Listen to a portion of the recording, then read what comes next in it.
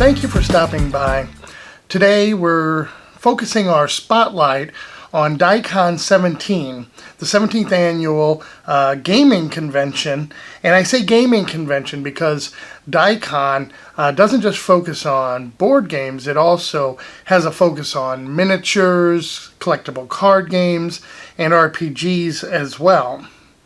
It was held at the Collinsville Gateway Convention Center this past weekend, and that is in the St. Louis Metro East area. Now, this was my first time going to DieCon, so I really don't have anything to compare it to.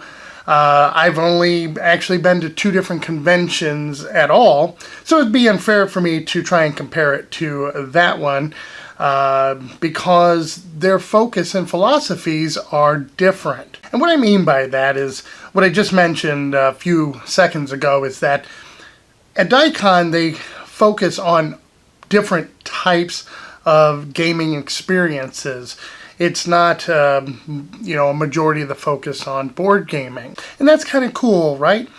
Because you had like RPGers that were in the back of the convention hall behind some kind of mystery curtains.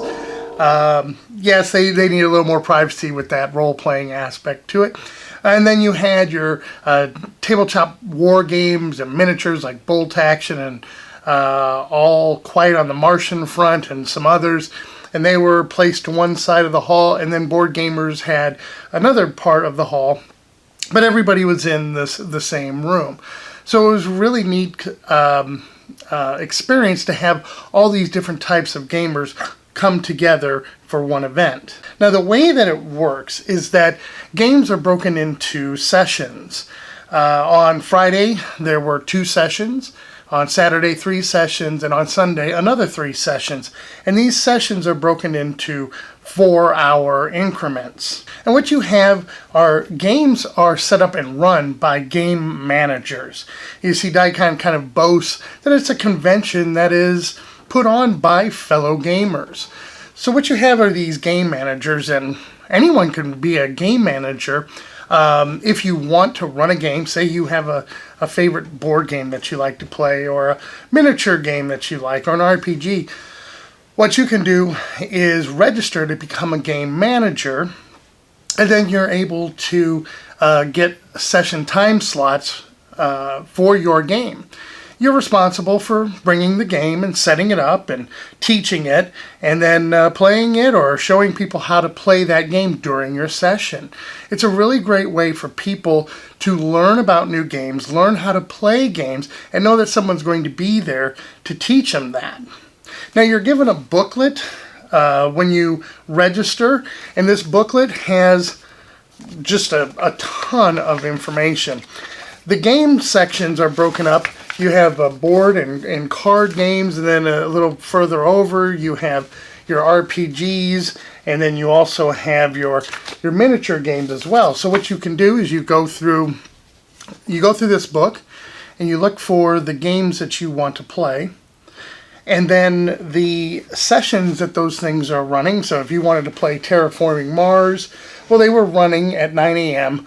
on Sunday, and then it has a little code here that you will fill out on a card, and it says you put in this code and the badge number that you were given when you were given a badge, and then you turn in this card to register to play that game. The person at the game registration counter will then look to see if there are still open slots available to play that game.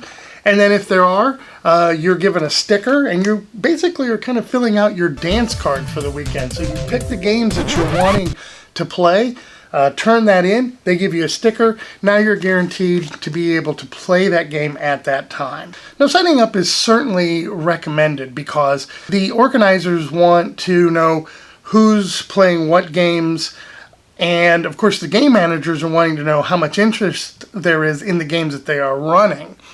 But it is not required. And what I mean by that is, let's say you decide late that, you know what, I wanted to play Terraforming Mars on Sunday, but I didn't sign up. Well, you can go and sign up and see if it's there, or you can just meander over to the table when that game is to start to see if there are any open seats left. or if somebody maybe didn't show up for a game that they signed up for. So while it's certainly recommended, it's not required to be able to play a game that you want. And in my example for Terraforming Mars, that doesn't mean that's the only time that you could play it either. Because Atomic Squash, which is a board gaming group in the Metro St. Louis area, they bring their game library with them. And so you can check out games, and Terraforming Mars is one of those games that I saw being played often. They had a really good selection of games in the library, so you could find something that would suit your taste. And again, if you didn't want to play games in, a session format, then that was fine. Like I said, you could check out games, you could bring your own games, get together with your friends, and just have a blast playing that way. Now, the booklet boasted over 280 plus games. I didn't count them all. I know there was a huge number of games that you could play over the weekend. I can't speak much to the RPG aspect. I know that there were some Dungeons and Dragons going on. I know there was some Star Wars RPGs going on, but I'm not much of an RPGer, so I can't speak a whole lot to that experience. The same with miniatures. I've played Bolt Action, but other than that, I haven't played a whole lot on the miniatures, but I did see some Star Wars going on. I saw some All Quiet on the Martian front and Bolt Action, and it was great just to see those games being played. Now, in addition to the gaming in general and the library, there were also various events that were going on throughout the weekend. They had an assortment of play and win games, and so you could play those, check them out, play them, and then fill out a piece of paper with the players who played them, and they drew them on Sunday, and you could go home with a copy of a game that you played. There was also a charity auction. It was a silent auction that was benefiting a local band, so it was going to a local charity, and I thought that was a nice touch. There were also miniatures contests, so you had people that were painting miniatures, and then they had a contest for the best painted miniature over the weekend. And then there were also miniature tournaments, like Bolt Action I know had a tournament. You had publishers there that were doing game demos, like AEG was there. They were doing demos of various different games, such as The Captain is Dead.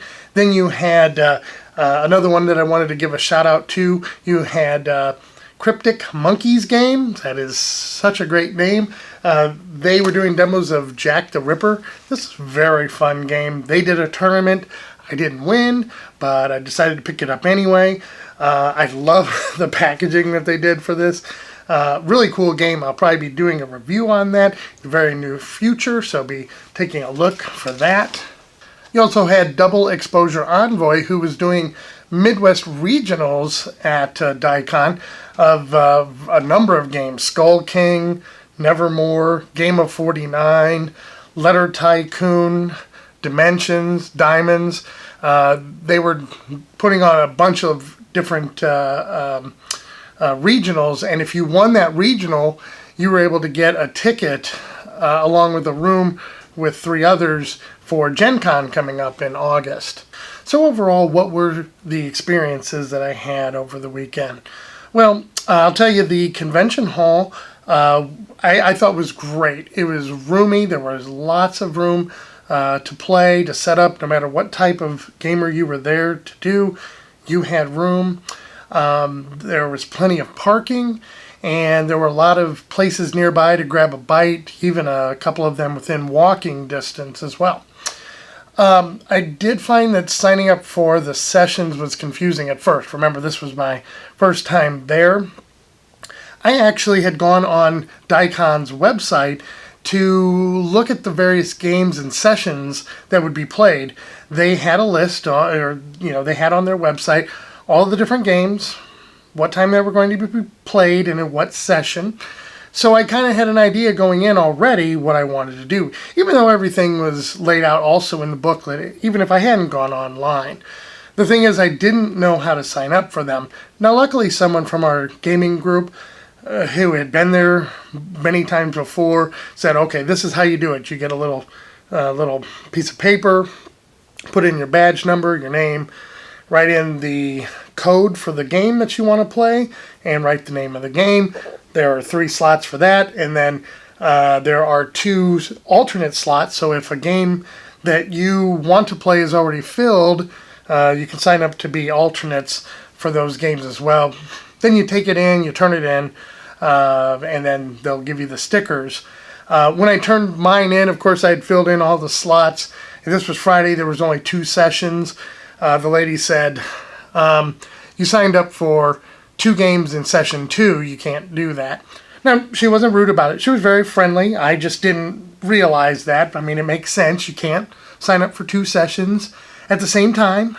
You can't be in 2 places at the same time. I get it. What? So, but I found it, like I said, just a little bit confusing once I realized that, and how, that the lines on there, one was for each session. It was simple to figure out. I didn't have any problems the rest of the weekend. I liked the library that they had, and I liked the play and win section.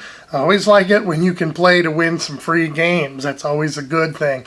I didn't like having to hand over my license to check out a game, but it certainly made you want to make sure you got that game back. Yes, indeed. But again, good selection, plenty of things to check out and try, especially, if you were a board gamer.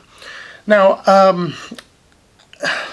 I don't have anything to compare it to as far as previous DieCons, so I'm not sure attendance-wise how it falls. I did feel maybe it was a little underattended, and I say that because of some of the tournaments I signed up for with the Double Exposure Envoy. Some of the tournaments that I was playing in, we didn't fill enough players to be able to actually have a tournament, an official tournament, where you could win the Gen Con tickets. And we still played with the players we had, and we had a good time, and they did a good job of putting it on. And then there were also some game sessions where you didn't have any gamers, participating in that. So that's why I felt that maybe it was a little underattended. I think with, the 280 plus games going on and the different sessions going on, it maybe dilutes that a little bit. But, there were plenty of gamers there. And the ones that were there, very friendly. I had such a good time. I got to meet a number of people, got to sit down and play with people I'd never met, and everybody was so friendly, and it really made for a good time and such a great atmosphere, and I really had a blast because of that. Now, the staff and the organizers there were very friendly. They love board gaming. They love gaming in general, and it showed some very nice folks that really pitched in and volunteered their time to be able to help put this on, along with the game managers as well, who would take the time to set up and teach games as well. I think that was excellent. Now, my time at DieCon was cut a little short on Sunday. I had gotten ill. I wasn't feeling well, so I had to leave early on Sunday. But even still, over the 2.5, 3 days that I was there, I still played 14 different games, and I had such great experiences. I have to say one of my favorite experiences was being able to meet and play Coldwater Crown and Paradox with the designer, Brian Surrey. He comes up with some very interesting mechanics for games. The games that I've played of his are just really well done and such a blast to play, and it was great to get to meet him and play those games with him. There were also several vendors on site, so if you played a game for the first time and you liked it and you wanted to pick it up, you could go to visit some of these vendors and see if they had it and just talk with them or buy some of their games. So it's always great to see vendors come out and lend their support to a convention. So overall, I really had a very good time, and I'm looking forward to going again next year. I really like the uniqueness with bringing all the different gamers together. And if I had to guess, and it's purely a guess, I'd say that it was probably 60% board gamers and then 40% of your miniatures and your RPGers. And just having all those together in one room, everybody just enjoying that time together, made for a very fun weekend. And I certainly had a blast. So that is the spotlight for the 2017 DieCon. If you're interested in more information on it, I'll put a link to their website in the description below so that you can check them out.